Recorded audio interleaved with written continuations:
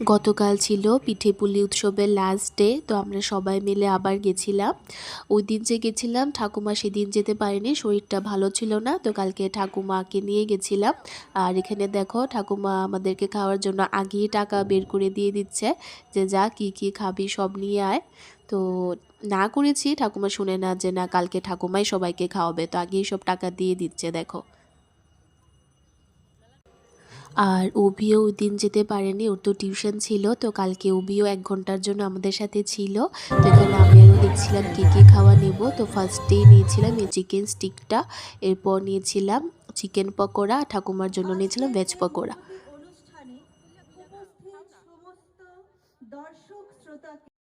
এটা কি পিঠা? আলুর পিঠা।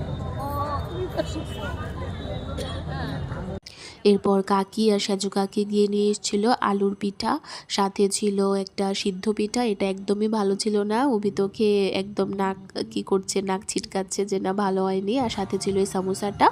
আর সাইড বাই সাইড ওখানে তো সুন্দর প্রোগ্রাম হচ্ছিল, গান হয়েছে, নাচ হয়েছে, এখন হচ্ছিল ফ্যাশন শো। তো আমরা খেতে খেতে এটাই দেখছিলাম।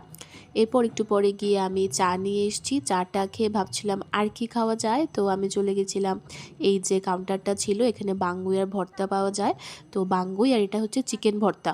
আমি যখন বাঙ্গুইয়ের ভর্তা এরকম ফটো দিই অনেকেই ভাবে কি এটা পর্ক। না, আমি বাইরে আজ অবধি কোনো দিনও পর্ক খাইনি, আমি শুধু ঘরেই খাই। এটা ছিল চিকেন ভর্তা আর বাঙ্গুই, খুব ভালো ছিল। এরপর লাস্ট আর কিছু খাওয়ার নেই, সব খেয়ে নিয়েছি অলমোস্ট। তো এরপরে যাওয়ার আগে বেরিয়ে যাচ্ছি, তবুও যাওয়ার আগে এই যে ডিম পকোড়াটা নিয়েছিলাম, এটা তো খুব স্বাদ ছিল।